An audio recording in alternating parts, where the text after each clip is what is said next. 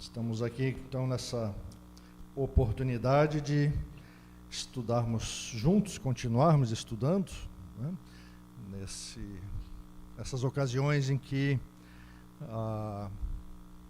eu tenho vindo compartilhar a palavra de Deus com os irmãos, tenho me proposto, então, a compartilhar alguma coisa aí do livro de Deuteronômio. Como eu comentei, talvez não seja sempre assim, né? Tem alguns momentos que a gente precise tratar de outros assuntos da palavra de Deus também. Mas, à medida do possível, nós vamos seguindo essa nossa jornada. O livro de Deuteronômio tem 34 capítulos. Nesse nosso terceiro estudo, nós vamos ver mais um trechinho do primeiro capítulo. Então, mais ou menos uns 20 ou 30 anos, nós devemos terminar o livro de Deuteronômio. Espero que estejam todos aqui ainda. Com a graça de Deus, talvez a gente termine antes. Mas não temos pressa. Nosso objetivo é entender bem a palavra de Deus, né? E aplicá-la à nossa vida. Não só entender o que está escrito lá, mas também entender como que a gente pode aplicar isso à nossa vida. Esse é o nosso objetivo aqui. Antes de a gente começar a olhar o texto, quero convidar os irmãos a uma oração diante de Deus. Pai querido, mais uma vez nos aproximamos da Tua palavra para estudá-la, para compreendê-la e para aplicá-la às nossas vidas. Pedimos que Teu Santo Espírito nos abençoe a todos, para que juntos possamos alcançar entendimento e principalmente alcançarmos mais profundidade no nosso relacionamento contigo, mais consagração, mais vida em Ti. Porque é isso que buscamos aqui a cada momento. Abençoa essa palavra, abençoa essa fala, abençoa os nossos ouvidos e tudo que está acontecendo agora, porque sabemos que estás, como sempre, no controle de todas as coisas. Por isso te louvamos e adoramos e te entregamos esse momento em nome de Jesus. Amém. Bom, então seguimos com o próximo trecho aí de Deuteronômio, que é o trecho de 19 a 25, os próximos versículos aí do primeiro capítulo. E o nosso tema hoje, como vocês veem ali no slide, é Vença o Medo do Futuro. E nós vamos descobrir isso, por quê, né? Nós já estudamos, então, duas passagens, dois trechos de Deuteronômio. Primeiramente, né, nós vimos a mensagem do Evangelho, nós descobrimos que Deuteronômio, apesar de ser um livro lá do Antigo Testamento, ele fala muito sobre a mensagem do Evangelho, ele fala sobre a graça de Deus. E nós vamos ver isso ao longo do estudo desse livro. E na outra ocasião em que estudamos um trecho de Deuteronômio, nós vimos algumas dicas para o ministério. Nós aprendemos com Moisés algo sobre a liderança, sobre a delegação de tarefas e como tentar praticar isso nos nossos ministérios da igreja. Hoje, então, nós vamos prosseguir aí para os próximos versículos. Vamos ler, então, na versão da Nova Almeida atualizada, mas você pode seguir também na sua Bíblia, na Almeida mais antiga ou em qualquer outra versão. O texto diz ali o seguinte: então partimos de Horebe, que é o Monte Sinai, né, como você já sabe, e caminhamos por todo aquele grande e terrível deserto que vocês viram, pelo caminho da região montanhosa dos amorreus, como o Senhor nosso Deus nos havia ordenado. E chegamos a Cádiz Barneia. Então eu lhes disse: vocês chegaram à região montanhosa dos amorreus, que o Senhor nosso Deus nos dá. Eis que o Senhor, seu Deus, colocou essa terra diante de vocês. Vão e tomem posse dessa terra, como o Senhor, o Deus de seus pais, falou. Não tenham medo e não se assustem. Então todos vocês se aproximaram de mim e disseram: vamos mandar alguns homens adiante de nós para que espiem a terra e nos digam por que caminho devemos seguir e a que cidades devemos ir. Isso me pareceu uma boa ideia, de maneira que escolhi do meio de vocês 12 homens, um de cada tribo.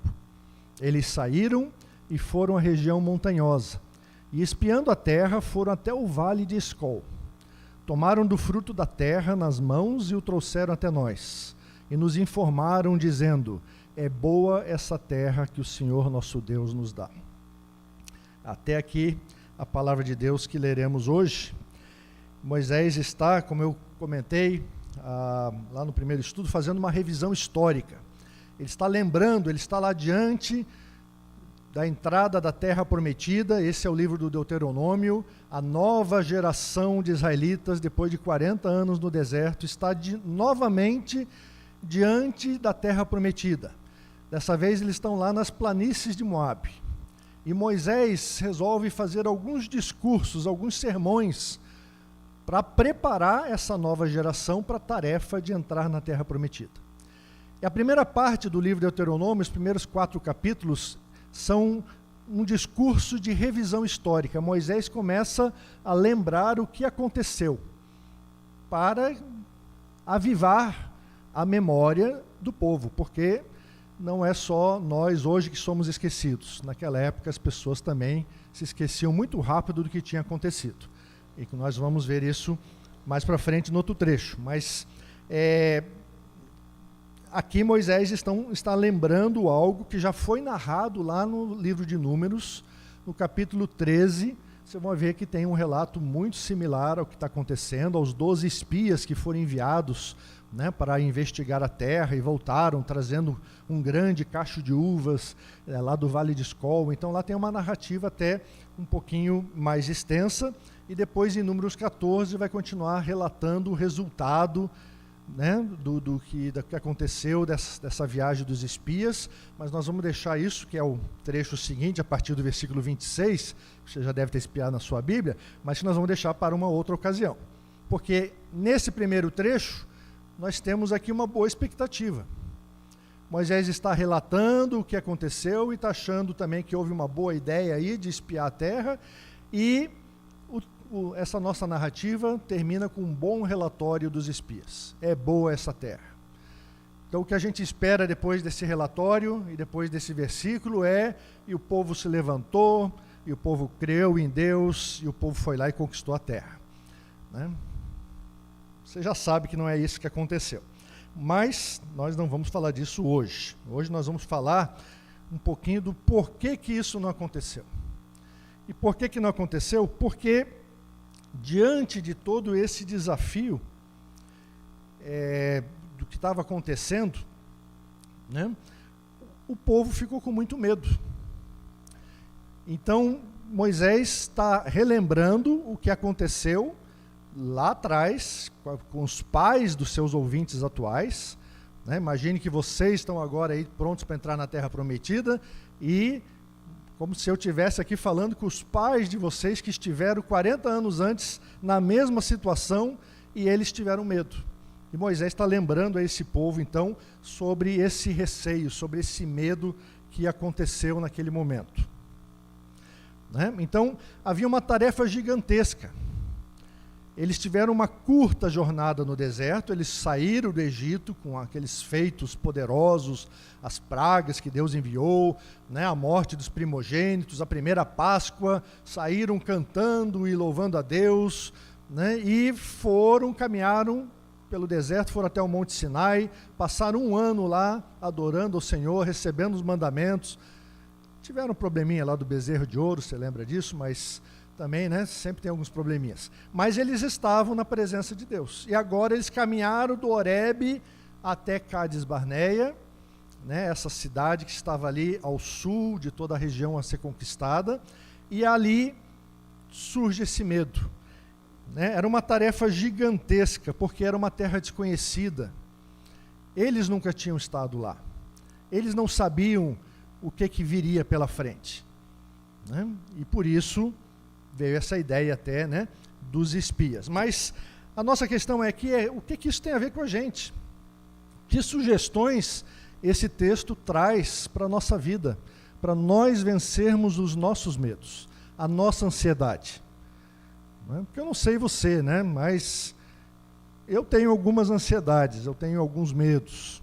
Tento não mostrar muito, mas eles estão ali, eles aparecem quando o estômago fica apertado, quando às vezes surgem umas enfermidades, você não sabe de onde, né? E você vai no médico e ele diz, não, você está estressado. Você diz, novidade, né? Porque todo mundo vive estressado. O médico sempre diz para você evitar o estresse, só que você não sabe como, né? Por quê? Porque a gente está sempre com medo, a gente está ansioso, a gente não sabe o que vai acontecer hoje, a gente não sabe o que vai acontecer amanhã, a gente não sabe o que vai acontecer esse ano.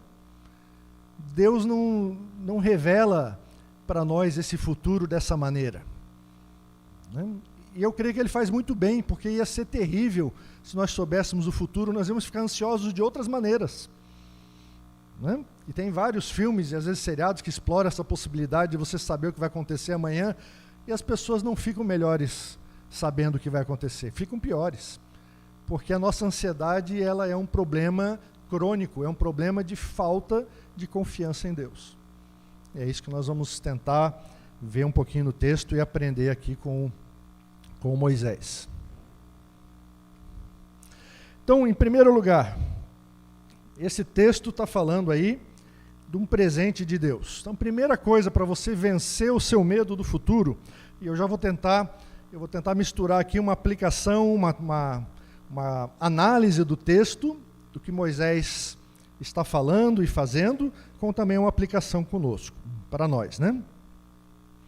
Então o texto insiste lá, se você ler de novo os primeiros versículos, lá no 20 e 21, o texto diz que o Senhor, né, o Senhor nosso Deus nos dá essa terra. O Senhor entregou, colocou essa terra diante de vocês. Várias vezes nesses versículos, no começo do Deuteronômio, e várias vezes no livro todo, Moisés vai insistir com isso. Vai insistir nessa tecla. Deus entregou a terra, Deus deu a terra. Então a primeira coisa que nós temos que aprender a fazer é receber as dádivas de Deus. Receber aquilo que Deus entrega para nós, né? Por quê? Porque muitas vezes nós nos esquecemos quantas coisas Deus já nos deu.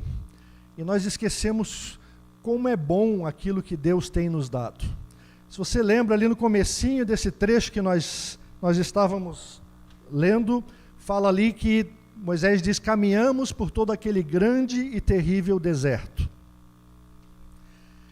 A experiência que eles tinham era uma experiência de ter passado por um deserto. E o deserto tem essa, né, a metáfora, ninguém vai tirar férias num deserto, né? Embora já conheci gente que foi passear no deserto do Atacama, diz que é muito bonito, mas em geral as pessoas não vão passar as férias com a família no deserto. Por quê? Porque o deserto é uma metáfora de sofrimento, de privação, de você ficar com muita sede, de só ter areia pela frente, de você não encontrar saída e você querer desesperadamente ajuda de algum lugar. E eles entenderam que essa passagem pelo deserto foi uma passagem complicada, porque Moisés descreve como grande e terrível. Eles estavam assustados com aquele pouquinho que eles tinham experimentado no deserto, esquecendo de todas as providências, todas as provisões que Deus fez para eles. Deus os sustentou, Deus cuidou deles, estavam todos bem, estavam todos vivos, estavam todos saudáveis, né? Obviamente agora na nova geração tinham morrido todos aqueles pais incrédulos, porque Deus tinha falado isso. Não porque Deus falhou com a promessa, mas porque Deus disse: vocês vão vagar no deserto até morrer toda aquela geração de pessoas incrédulas que não creram na minha palavra e não quiseram conquistar a terra, né? Mas, então, Moisés está falando dessa experiência pequena que eles tiveram saindo do Monte Sinai e que eles entenderam que era uma experiência terrível. Por quê? Porque se vocês lembram, lá no livro de Números vai falar isso claramente. Eles começaram a pensar no Egito. Eles começaram a lembrar da cebolinha do Egito e dos alhos e dos outros temperos, e começou a dar aquela água na boca, e ele começou a pensar naquele bifinho acebolado, e aquele cheirinho, e lá no deserto só tinha aquele maná, aquela farinha para fazer pão, e era pão seco todo dia, e eles não aguentavam mais pão e água, né? E eles reclamaram várias vezes com Deus, porque eles não aguentavam a provisão que Deus estava dando, e ficaram com saudades das coisas boas que o Egito tinha. E nós fazemos muitas vezes coisas parecidas. Nós lembramos do passado, nós lembramos de algumas coisas boas que nós sentimos falta, esquecemos do problema todo que era aquela situação. porque quando eles estavam no Egito, eles eram escravos. Eles não tinham tempo para ficar na beira da piscina comendo bifinho acebolado. Eles estavam fazendo tijolos, eles estavam debaixo, né, do açoite, eles estavam suando e chorando e clamando para Deus por um livramento. E agora que Deus deu o livramento, eles estavam com saudades das pouquinhas coisas que eles tinham lá no Egito. E por isso estavam contrastando aqui com o deserto e achando muito difícil. E muitas vezes nós também perdemos essa perspectiva. Nós temos que ampliar a nossa perspectiva do que está acontecendo, daquilo que Deus já deu nas nossas vidas, para que a gente possa entender que a nossa vida podia ser muito pior. Você já considerou isso? Você já considerou como poderia ser pior a sua vida? Você poderia não estar no emprego que você está hoje, você poderia não ter a formação que você tem hoje, você poderia não ter a saúde que você tem hoje, você poderia não estar casado com a pessoa com quem você está casado hoje. Talvez alguns até digam, né? Opa, aleluia. Mas não acho que é o caso, né? Porque eu acho que você pode pensar que podia ser pior, né? Você pode até virar para a pessoa do seu lado, para o seu cônjuge e dizer, podia ser pior. Não é? Por quê? Porque as nossas circunstâncias estão debaixo do controle de Deus. Deus nos deu a nossa vida. E nós precisamos aprender a agradecer a Deus. Em vez de ficar falando que o deserto é terrível, em vez de ficar falando que a nossa vida tem sido atribulada, sempre cheia de complicações, nós precisamos aprender, como o Reverendo Marcos lembrou domingo passado, a ter alegria na presença de Deus. A viver a alegria do Senhor. Não é uma alegria que ignora os problemas, mas é uma alegria que se baseia na presença de Deus nas nossas vidas, né? Então, se realmente os israelitas estivessem pensando melhor naquilo tudo que Deus já tinha falado, eles teriam se concentrado nisso que os espias falaram. Um pouquinho mais para frente ali no texto, no final, a gente viu que os espias trouxeram um relatório e disseram, é boa essa terra que Deus nos dá. Isso que é o importante, é isso que a gente tem que enfatizar, é isso que a gente tem que se concentrar. Não importa onde você está na sua vida, nesse momento, você tem que lembrar que é bom isso que Deus está provendo para você. Deus sabe o que é melhor para a sua vida. E se está vindo da mão dele, é bom. Mesmo que pareça sofrido, mesmo que pareça às vezes um deserto terrível, mas é bom, porque é a presença de Deus, é aquilo que Deus está nos dando. E nós sabemos disso porque Paulo depois também vai repetir isso, esse refrão que passa pela Bíblia toda, e lá em Romanos 8, ele fala um versículo que eu gosto muito, já tenho usado em outras ocasiões, que fala assim, sabemos que todas as coisas cooperam para o bem daqueles que amam a Deus, né? E a NVI fala ainda melhor, porque fala que Deus faz que com todas as coisas cooperem, porque está aqui implícito nesse versículo que é a ação de Deus que faz com que tudo na nossa vida coopere para o nosso bem. Não para a felicidade e o bem que o mundo projeta e que diz que é necessário, mas para o bem daquilo que Deus visa produzir na nossa vida. Deus está trabalhando na nossa vida. E as coisas que acontecem conosco, elas cooperam para isso que Deus está produzindo, para o fim, para o propósito que Ele tem na nossa vida. Então, em primeiro lugar, seja grato, receba aquilo que Deus quer dar para você.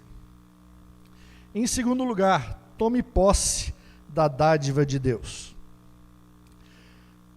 É o que Moisés fala ali para os israelitas, ele diz, agora vão e tomem posse dessa terra. Porque é engraçado isso, né? Porque a gente quer receber de Deus muitas coisas, mas a gente quer sempre receber da melhor maneira, da maneira mais fácil, da maneira com menos esforço. Mas Deus, como um bom pai, muitas vezes Ele dá um presente que faz com que a gente tenha que trabalhar um pouquinho, né? E os pais que já têm filhos um pouco maiores sabem que muitas vezes dar um presente sem condições e sem produção de crescimento não é benéfico para a criança, porque ela se torna uma criança mimada e vai se tornar um adulto mimado. Muitas vezes você tem que fazer com que ela trabalhe, com que ela conquiste aquele valor e aquele presente. E Deus fez isso aqui com Israel porque ele entregou a terra. Mas ele não entregou uma terra livre de problemas. Não era só entrar, não era o paraíso. Eles podiam entrar pelos portões cantando e dançando e agora podiam usufruir do leite, do mel e de todas as frutas e a fertilidade daquela terra. Não, eles primeiro precisavam conquistar a terra.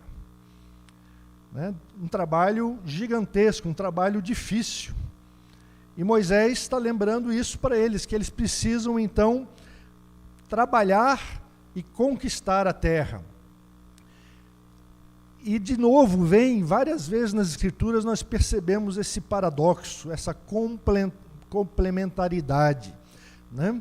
As iniciativas de Deus exigem reações humanas de obediência e de gratidão. Deus começa sempre a fazer as coisas, porque é Deus que faz. É Deus que gera no nosso coração o desejo de fazermos as coisas. Mas Ele quer que nós façamos. Então você não tem como ficar esperando que Deus levante você da cadeira. Você vai ter que se levantar com as suas duas pernas. Mas quando você faz isso, você percebe que foi Deus que gerou em você um impulso para você se levantar. É o que Paulo fala lá em Filipenses, capítulo 2, versículos 12 a 13. Esse é um texto também que eu gosto muito, porque ele diz assim: desenvolvam a sua salvação, Paulo fala para os filipenses, com temor e tremor. Ele está dizendo para os filipenses: vocês têm que trabalhar em desenvolver a vossa salvação, em trabalhar para ficarem cada vez melhores, para crescerem diante de Deus. E daí ele complementa no versículo 13: porque Deus é quem efetua em vocês tanto querer como realizar segundo a sua boa vontade. Então, ao mesmo tempo que ele está dizendo, você precisa se levantar da cadeira e começar a trabalhar e fazer as coisas para Deus e obedecer a Deus, ele está dizendo, mas é Deus que faz isso no seu coração para que você possa se levantar e fazer. Então, esse paradoxo, ele é complexo de entender, porque Deus faz tudo, mas Ele também quer que nós façamos. E como nós não conhecemos a eternidade, exceto por aqueles vislumbres que Deus nos dá e nos revelou na sua palavra, nós temos que sempre agir a partir da nossa própria vontade. Né? Quando você se levanta da sua cama de manhã, você não sabe tudo que Deus tem planejado para você naquele dia. Você não sabe se foi você que acordou sozinho, ou se o Espírito Santo teve que chacoalhar você, ou se mandou uma dúzia de anjos ficar tocando trombeta no seu ouvido até você acordar. Você não sabe o que aconteceu, mas você acordou. E você acordou e você tem uma série de planejamentos para aquele dia, você vai fazer uma série de coisas, e você acha que tudo é você que está fazendo. Mas à medida que a gente vai olhando para trás, e quanto mais para trás fica, mais a gente percebe a ação de Deus na nossa vida. Então, no imediato, no presente, muitas vezes a gente não consegue enxergar a mão de Deus. Mas quando você olha para trás, você vê que Deus estava fazendo na sua vida, estava conduzindo você por todos os caminhos, fazendo você tomar aquelas decisões necessárias para o seu crescimento, para a sua vida com Deus. Então, nós precisamos tomar posse, nós precisamos obedecer, nós precisamos ter essa iniciativa, nós precisamos subir a escada, como diz no desenho ali, nós precisamos nos mover. E Deus vai estar atrás nos dando a dádiva, nos empurrando, gerando em nós o querer necessário. Outra coisa que Moisés fala é que nós precisamos nos apegar àquilo que Deus falou. Então ele diz ali no versículo 21, no comecinho, né, ele fala lá que nós partimos e caminhamos pelo deserto como o Senhor nosso Deus nos havia ordenado, e nós vamos e tomamos posse dessa terra como o Senhor falou. Né? O tempo todo Moisés volta a enfatizar esse ponto, nós estamos agindo como Deus falou. E para agir como Deus falou, nós precisamos conhecer a sua palavra. Então aí está uma dica muito simples e que você certamente já sabia, mas quando você tem dúvida, quando você tem medo, ansiedade, você precisa se voltar para a palavra de Deus, você precisa voltar aos fundamentos, você precisa entender a vontade de Deus e ouvir aquilo que Deus já falou e já revelou na sua palavra. Apegue-se à palavra de Deus, porque ela é o suporte necessário e suficiente para você passar pelos tempos de conflitos e de confusões. Tá? Em outra ocasião, espero poder compartilhar com os irmãos, mas nós já vivemos isso na nossa vida, eu e Marinês, na nossa família, num tempo muito difícil para nós, na nossa família, e nós nos apegamos à palavra de Deus. E foi possível superarmos, né, esse grande embate, os vários conflitos que aconteceram 20 anos atrás, né, e sendo que um desses conflitos foi a morte do nosso filho pequenininho. Né, e nós pudemos superar esse conflito, essa aflição tremenda que nós sentimos por causa da palavra de Deus, porque Deus estava conosco, não por causa da nossa força, não porque nós tivéssemos nada de especial, mas porque Deus estava conosco, e daí nós pudemos vencer as aflições, o medo, a ansiedade, a depressão, a angústia, tudo isso que surge desses momentos. Além de você se apegar à palavra de Deus, é importante também lembrar-se das promessas de Deus, que foi o que nós também fizemos naquela ocasião, e que Moisés também está relembrando constantemente. Nós vimos isso lá no outro texto. Moisés volta frequentemente a essa frase, o Deus dos seus pais. Ele constantemente volta a lembrar Israel de que Javé, né, o Deus Todo-Poderoso, o Senhor, Ele é o Deus dos patriarcas. Ele é o Deus de Abraão, de Isaque e de Jacó. E Ele amou os patriarcas, Ele formou esse povo, e Deus é fiel e tem cumprido as suas promessas. Falamos naquela ocasião da promessa da descendência, a promessa da terra e a promessa da bênção e da aliança. E Deus estava cumprindo essas promessas na vida do povo. E Moisés continua inculcando no povo essa lembrança de que Deus, o Deus que vocês estão adorando, o Deus que vocês estão servindo, é o Deus dos patriarcas, é o Deus das promessas, é o Deus que tem sido fiel até agora. E Abraão peregrinou, lá diz o texto de Hebreus, você pode dar uma olhada lá depois também, Hebreus 11, os versículos 8 a 10, fala lá que Abraão, pela fé, ele peregrinou por toda aquela terra. Ele recebeu uma promessa de Deus, e ele não viveu para ver concretizada essa promessa. Ele viveu pela fé. Ele viveu peregrinando por toda aquela terra, sabendo que só 400 anos depois, os descendentes dele é que viriam povoar aquela terra e servir ao Senhor ali. É muita fé, é muita esperança, é muita certeza naquilo que Deus vai fazer. Né? Imaginou, você tem uma promessa de Deus de que daqui a 400 anos os seus descendentes vão povoar essa ilha e vão adorar a Deus nessa ilha? Você permaneceria firme? Você acreditaria? Você agiria hoje baseado nessa promessa? Mas Abraão creu. Abraão foi um patriarca, foi o pai da fé, e Moisés está constantemente voltando a lembrar das promessas, porque nós precisamos lembrar que Deus é fiel. Um quinto passo, muito importante, né, que é o centro disso tudo que nós estamos falando. Para poder vencer o medo, nós precisamos controlar o medo. E Moisés fala lá para eles, também no comecinho já do texto, ele diz, não tenham medo. Não é isso? Não se assustem. Eu fiquei curioso, eu disse assim, puxa, é uma frase que eu já vi tantas vezes na Bíblia, não tenha medo. E eu fiz uma pesquisazinha rápida, né, e vi que pelo menos 93 vezes eu achei na Bíblia essa mesma exortação de Deus. Não tenha medo. Quer dizer que o ser humano tem muito medo, né? Porque Deus está constantemente dizendo para a gente, não tenha medo. Por quê? Nós somos pessoas assustadas, nós somos pessoas que ficam ansiosas com o futuro. E por isso essa exortação que nós vamos ver, que só aqui no livro de Deuteronômio vai aparecer 10 vezes. E mais 83 vezes no restante da Bíblia. Ou o próprio Senhor, ou algum servo dele, ou um anjo dele vem e fala, não tenha medo. Nós precisamos aprender a controlar o nosso medo. Nós precisamos aprender a lidar com o nosso medo. Porque senão ele cresce, ele nos aterroriza. né? Então nós precisamos ordenar o nosso coração que não tenha medo e que confie no Senhor. Nós precisamos exercitar essa confiança. Nós precisamos aprender a temer o Senhor da maneira correta. É engraçado, porque a Bíblia fala do temor do Senhor e ela fala ao mesmo tempo para a gente não ter medo do Senhor e das circunstâncias. Mas são duas coisas diferentes, embora a palavra seja muito parecida e até muito similar ali no texto original. Nós devemos temer ao Senhor no sentido de respeitá-lo, reverenciá-lo, adorá-lo, e como nós cantamos hoje ali no Salmo 96, nosso Deus é temível, Ele é capaz de gerar esse temor.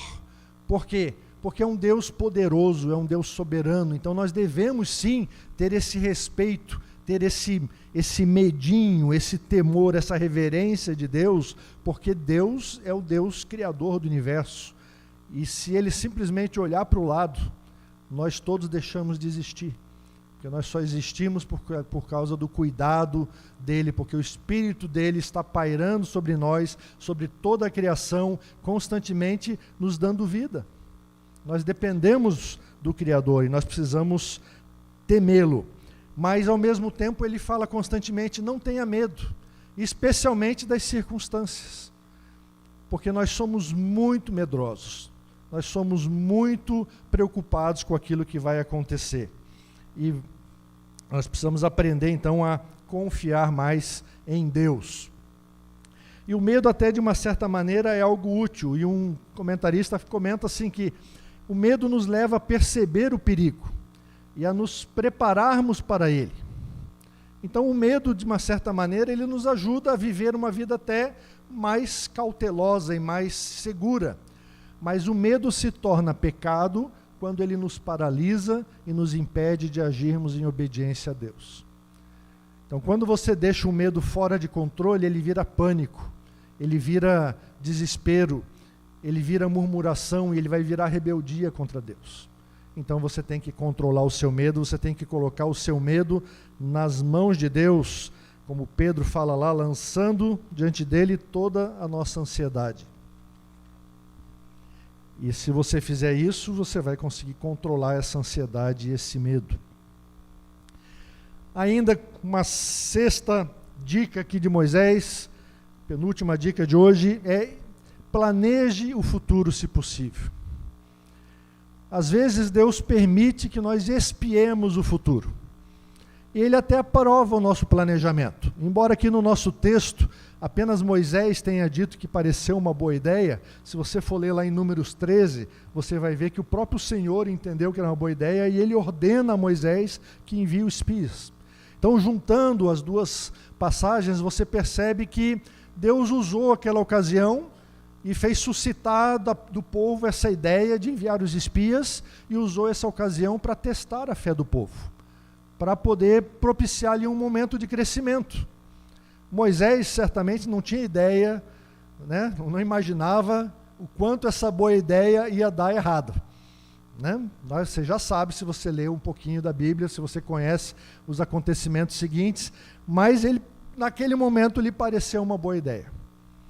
Certamente foi uma boa ideia porque Deus aprovou. Então a ideia do planejamento, a ideia de espiar a terra em si, ela não era problemática.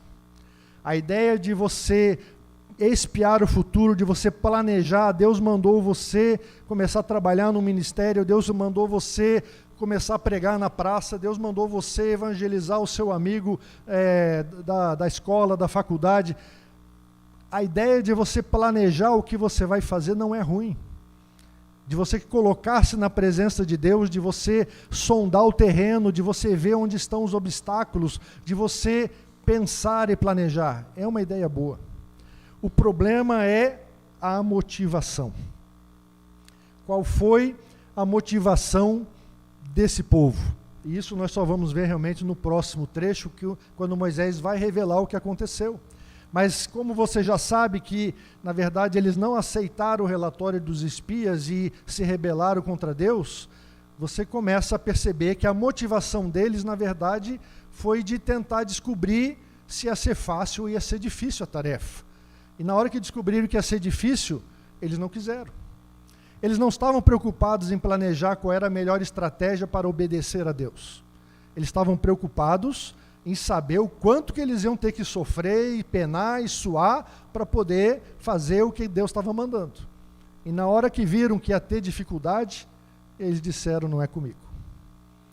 Então a ideia do planejamento, ela é boa, mas a motivação é tudo. E a gente precisa pensar claramente se a nossa motivação é uma motivação de obediência, de submissão a Deus, ou é uma motivação de justificar por que a gente não quer obedecer a Deus, de tentar encontrar desculpas para não obedecer, para não fazer aquilo que Deus está mandando que façamos hoje.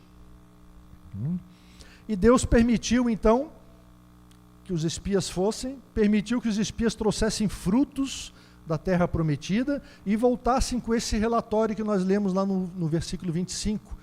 Boa é essa terra. Ou seja, Deus tentou mostrar para os que estavam preocupados, olha, é uma terra muito boa. É uma terra que tem tudo aquilo que Deus prometeu. Então, a expectativa, ou seja, esse planejamento todo, se o povo se concentrasse nos aspectos positivos trazidos pelo relatório dos espias, eles teriam certamente se motivado a obedecer mais a Deus. Mas nós sabemos que não foi bem isso que aconteceu, E eles acabaram preferindo escutar o lado negativo do relatório e, em vez de diminuir o seu medo e controlar o seu medo e planejar o futuro, eles preferiram jogar tudo por terra e preferiram tentar voltar pelo deserto até o Egito e ser escravos de novo, porque eles preferiam isso do que enfrentar o desconhecido, o futuro que Deus estava propondo para eles. E a última dica que Moisés apresenta um pouquinho mais adiante, nesses versículos específicos que a gente leu, ele não fala isso, mas um pouco depois ele vai falar lá no versículo 33, você pode acompanhar na sua Bíblia, ele diz que o Senhor, ele foi adiante de vocês por todo o caminho. Deus acompanhou Israel o tempo todo lá no deserto, desde a saída do Egito até o Sinai, e do Sinai até ali Cádiz, Barneia, onde eles tinham se rebelado, e ele acompanhou durante o tempo todo. E muitas vezes a gente esquece isso da presença do Senhor, que nós fomos chamados a andar com Deus. O Senhor caminha conosco, e por isso nós não precisamos ter medo, porque Deus nos dá a certeza da sua companhia. Se você conferir esse texto lá em Gênesis 26, 24, que está sinalizado ali, você vai ver que Deus está falando isso lá para Isaac. Diz assim, na mesma noite o Senhor lhe apareceu para Isaac e disse, eu sou o Deus do seu pai Abraão, não tenha medo, porque eu estou com você. E você vai ver isso lá no 46 do Gênesis, você vai ver em muitos outros textos Deus repetindo essa promessa, não tenha medo, porque eu estou com você. O que faz sossegar o nosso coração, o motivo principal de podermos andar por qualquer situação é a presença de Deus, não é isso? Porque Deus sempre nos acompanha nas tarefas que Ele nos dá. Deus não dá tarefas e deixa você se virar sozinho. Ele está presente. O nosso Deus anda conosco. E por isso nós podemos dizer como um salmista, lá no Salmo 23, aquele versículo que você bem conhece, que eu posso andar pelo vale da sombra da morte, porque eu sei que tu estás comigo.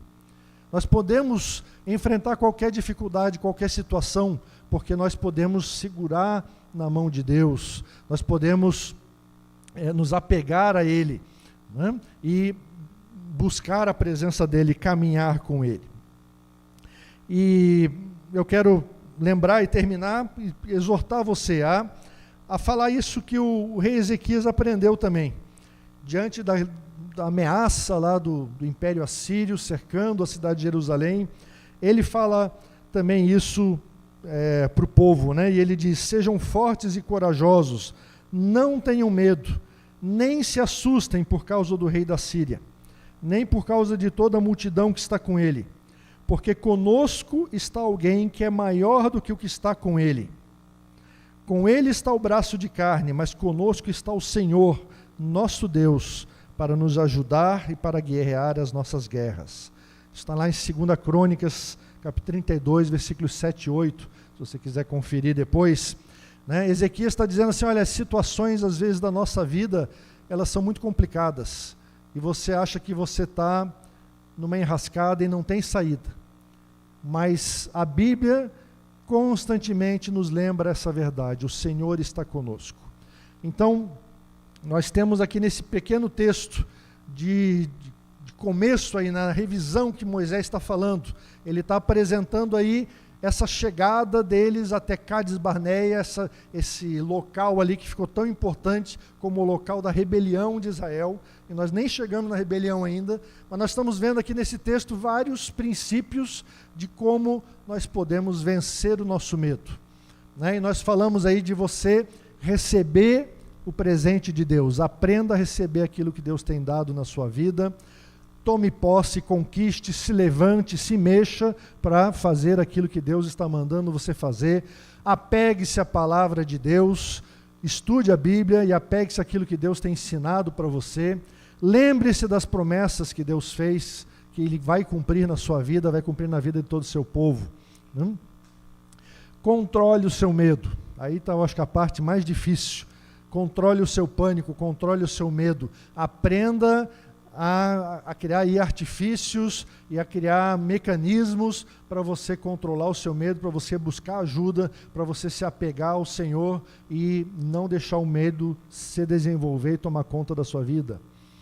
Planeje o futuro, quando Deus permitir, quando houver oportunidade, espie o que está na frente. E finalmente, segure na mão de Deus, né? Confie em Deus, caminhe com Deus. E com isso você vai conseguir vencer a sua ansiedade, vencer o medo do futuro. E hoje nós cantamos também outro cântico, né, interessante, que falava lá sobre aprendermos a saltar muralhas. Eu queria terminar com esse texto, que com meu Deus eu salto muralhas. Ele é escudo para todos os que nele se refugiam. Então, vença o seu medo e aprenda a saltar muralhas com o nosso Deus. Amém?